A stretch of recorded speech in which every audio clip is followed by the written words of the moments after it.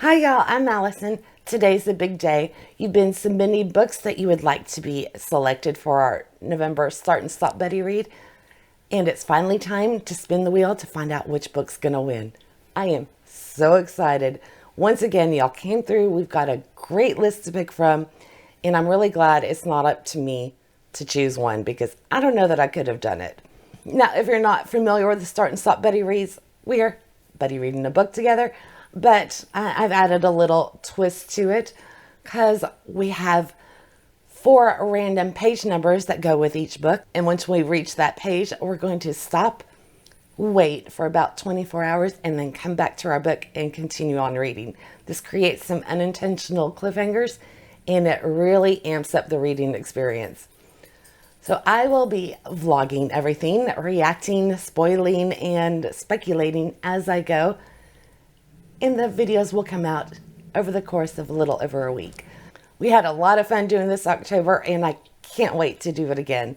So after I go through the list of contenders, we'll spin the wheel, find which one is our winner, and I'll let you know who has it, where it's available. Then we'll get into the page stops and our first magical paragraph. Oh, and the schedule for the videos. I have it all worked out. Let me grab my notes and we'll start going through our list of submissions. Okay, first up from Nis Mello, we have 50 Words for Rain by Asha Lemmy. This is a literary historical fiction that came out in 2020, set in 1948 Japan. And it's about the struggles of a mixed-race child in post-war Kyoto, Japan, so after World War II. From TBR Games, we have My Sergei, a love story by Ekaterina Gordeva. I hope I pronounced her name right. It's a nonfiction memoir that came out in 1996. And this is the story of their relationship, how they met all the way up until his untimely death. And it's a celebration of their life together. And TBR Games rereads this book once a year, so it must be incredible. From Lucinda, we have Symphony of Secrets by Brandon Slocum. This is Brandon's second book. The first one was an award winner. But this time it's a historical mystery thriller that came out in April of 2023, so it's still relatively new. And it looks like we're going to have 2 timelines, 1920s Manhattan and present day. And we're looking into the most famous American composer. His music may not have been his own. He may have actually stolen it from a black woman. Okay, Live a Thousand Lives chose Brilliance by Marcus Saki. This came out in 2013. It's a fantasy sci-fi thriller and was the 2013 Edgar Award nominee for Best Paperback Original. So on this one, after like 1980, 1% of the population finds themselves with a special ability, a talent. LP Harris suggests The Thursday Murder Club by Richard Osman. This mystery came out in 2020. We've got a group of septuagenarians that are trying to solve a murder mystery. It's lighthearted and humorous. I have already read this one, but I wouldn't mind a reread because part 2 is on my list for November, so good timing. Rogue Rosie has From Below by Darcy Coates. Came out in 2022, and this is horror. It's like deep sea horror, exploring the mysteries of the ocean and the supernatural. I've read a Darcy Coates book, and I loved it. I've been wanting to read another one. Stacey L. gave us Secret Sisters by Joy Calloway. It's a historical fiction set in 1881, but the book came out in 2017.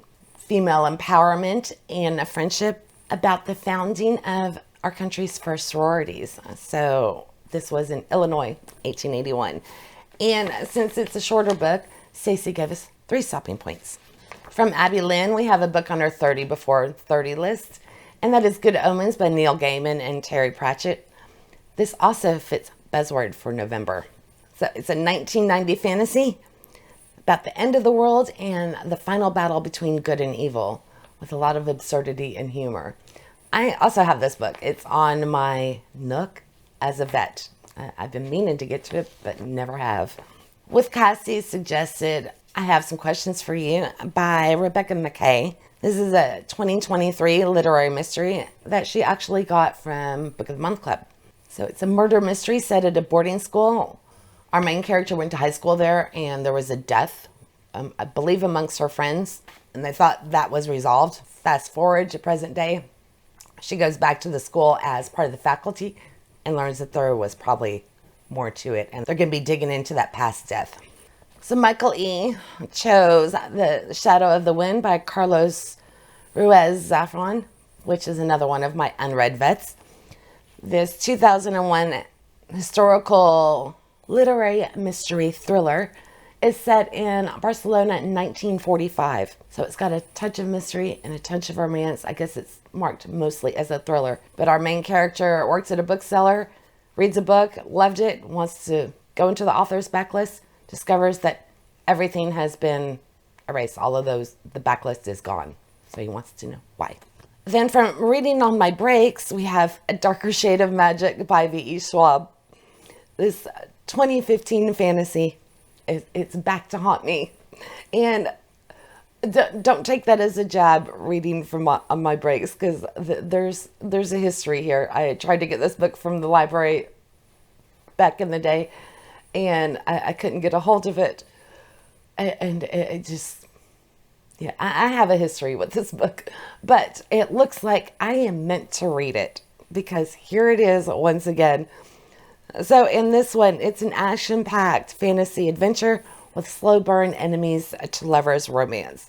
So we've got the magicians with the parallel Londons. I have been intrigued by it, but me and V.E. Schwab, we don't seem to mesh. So we will see what happens with that one. And again, that's not a jab at you. I just had to, me and that book. All right. Tanya Reid submitted The Whole Cat and Caboodle by Sophie Ryan. This is a cozy murder mystery from 2014. The cat's name is Elvis, and look at the cover. That's all I need. The cat apparently is a big character, though, so that's a good thing. Lucinda said she plans to read this whether it wins or not. Yeah, it looks like one right up my alley, too.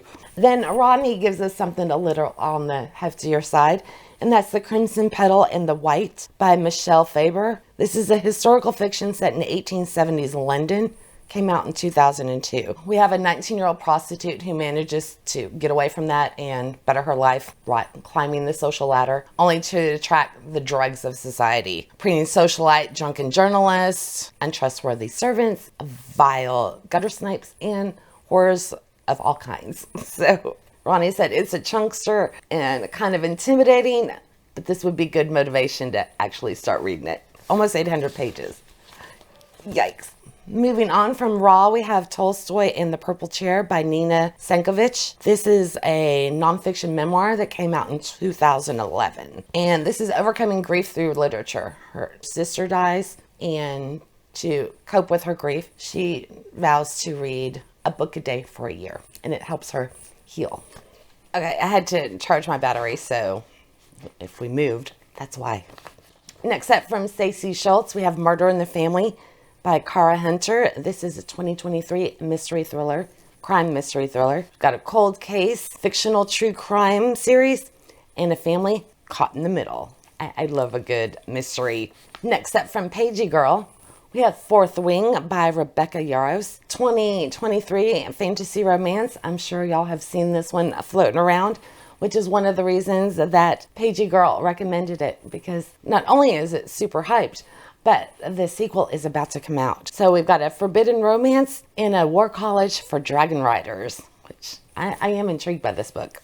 But I have seen mixed reviews, so be curious to find out which way I'd fall on it. Then from Sarah Hart's books, we have The Night Swim by Megan Golden. This is a 2020 mystery thriller. We've got a true crime podcast host, small town's dark past, and a brutal crime that happened years ago. So I do like the ones with podcasts. Our last entry from Fallon O'Connor is If We Were Villains by M.L. Rios. This is from 2017, a literary mystery thriller, dark academia. We have 7 young Shakespearean actors. Opening night brings real violence off the stage and into the world. So the question is, did they do it or not? It's quite a great list. And like I said, I'm glad I don't have to pick one. I did make a wheel, so let me move you. This way I can see my computer. We'll give it a spin and find out what book we're going to read. I'm excited. Are y'all excited? Are you ready? Is the tension amping? Okay, let's go. I'm nervous. I don't know what to root for.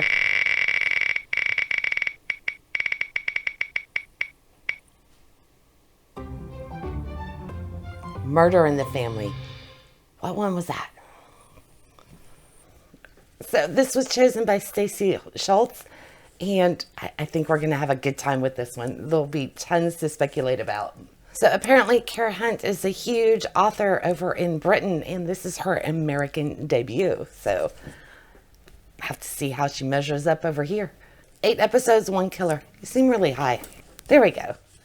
Back in 2003, when Guy Howard, who is an acclaimed filmmaker, was 10 years old, his stepfather, Luke Ryder, was found dead in the garden of the family's suburban home. So Guy's mother and 2 stepsisters were in the house at the time of Luke's murder, but they all swear they saw nothing. Despite endless media attention and the high-profile police case, no suspect was ever found. But some murders are just too big to forget. So you fast forward to present day, we've got a new streaming service, Infamous, dedicated to investigating this cold case, and perhaps they'll crack it. The production team will re-examine the testimonies, re-question the witnesses, and scour the evidence, and the family will speak. The key players will be reunited on camera, and the truth will come out. Are you ready to see it? I am. I'm excited for this one. This sounds like something that's right up my alley, and we can have a lot of fun guessing and speculating our way through it. So, cold case with... Is it a podcast? No, it's not a podcast. It's a TV show.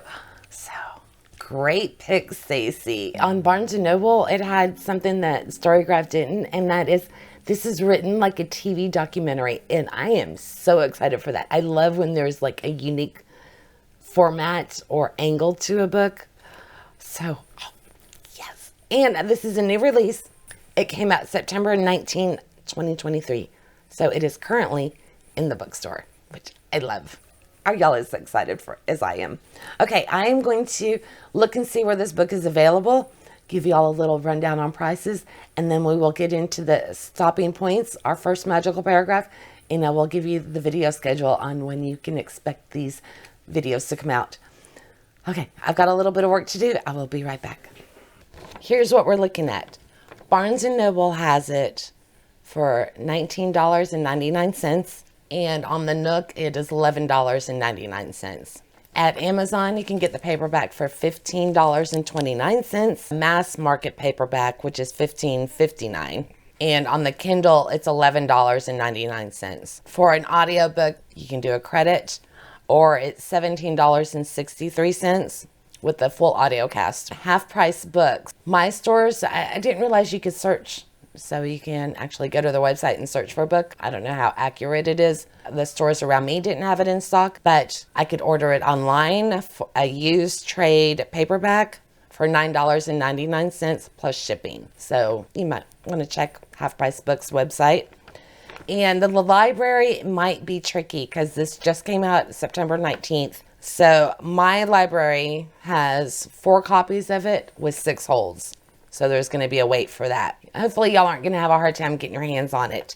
I will say, I don't think that audiobook will be a wise choice for this one. If you do the audio, I think you're going to want a physical copy as well, because I am so excited for this book. It is a wholly immersive thriller like you've never seen before. So it's written as a teleplay of a true crime documentary, and we're going to have pictures to look at and the evidence and everything to see for ourselves. So we'll be reviewing photos and maps, coroner's reports, all of that stuff, which this is going to be so much fun to do together. Thank you, Stacey, for bringing this book to my attention. I wasn't aware of it. If I was, I would have bought it immediately. So there's 1 body, 6 experts, and you have to see if you can solve it before the experts do. This is going to be a fun time. Okay, I am running up to the store to get my copy right now, and then I will give y'all the percentages and we'll do the video schedule. So once again, I'll be back. I went and got my copy, and I am excited. It's going to be full of like multimedia and diagrams and things like that. So we'll have to see if we can collectively solve this before the reveal. It's challenging you to. Challenge accepted. I have a feeling this one's going to melt my brain. So Stacy has provided us with 4 page numbers. That'll be our stopping point. And I have converted that to a percentage so we can make sure that everybody is in the same place in the book at the same time. Because we don't want to accidentally spoil things before we plan to spoil it. We all want to be right together as we read through this. Now, my paperback edition, along with Stacy's, the last page of the story is on page 464. We're not counting the acknowledgments at the end. So you're going to want to check your edition and find the last page of the story. And you're going to go from there. Since this is a new release, it doesn't appear that there's a hardcover version of it. I think it was only published in a paperback. From what I can tell, the digital version of it has 480 pages. I can't tell you exactly how many pages it is because I can't download this one, not without paying for it like 3 times. And yeah, I just, my wallet would be mad at me. So I'm going to rely on y'all to let me know if you do get a digital version of it, what the last page of that is. And I will use that information to calculate it from our first stopping point on. So you'll have an accurate number too. But in paperback with 464, we're going to be stopping at 20%, which will be page 93. For the 480 page version of the book, that would put you around page 96. And then our next stop will be at 44%. In my copy, the paperback, that'll put you on page 207. With the 480 version, that should put you at page 211. 69% of the way through will be our next stop, which will be page 320. In the 480 page version, which digital, that will put you at page 331. Then our fourth stop will be at 88%. The paperback, that'll be page 411. In what I assume is the digital version, that will put you at page 422. And then we will read to the end from there. Again, let me know once y'all get your hands on your book where your last story page is, and I will gladly do the math and let you know where you should be. But for the first stop, we're just going to have to rely on this method. One thing I forgot to mention was I will have the stopping points along with the magical paragraphs posted in my community tab on my channel too. So if you need to come back and check that later, you'll have easy access to it there. So keep an eye on the community tab. Now for the part that I'm sure you're very curious about, and that is when exactly are we going to be reading it? Let's pull up a calendar for you so you have a visual representation of what's going on. Thanksgiving's on the 23rd. So we are going to start this sooner rather than later. So we will be done before the holiday week because, you know, if you're like me, you're going to be busy with doing Thanksgiving, decorating for Christmas, and everything else. Friday, November the 10th will be our first stop. So y'all are going to have 6 days to get your hands on a copy of the book. I hope that's enough time. Waiting any longer, then we run into the holiday. So the 10th will be our very first video. And the second one will be on Sunday, the 12th. Our third stop will be on Tuesday, the 14th. Thursday, the 16th will be the fourth stop. And we will read up to the end on Saturday, the 18th. So we will finish by Saturday, the 18th. It'll be like a day over a week. I'm hoping that's not going to be too quick of a pace. We will see because, you know, I have a feeling this is going to get quite involved. It's going to be fun. All right, so get your hands on a copy of the book. Be sure and let me know on what page your story ends. Final page of the story, not anything else after that. And before Friday, November 10th at noon Central Time, which is Texas, you're going to want to have read up to page 93. If your copy ends on page 464, if it ends on page 480, that's going to put you on page 96. And the magical paragraph that will keep us all synced up together will be part of a transcript.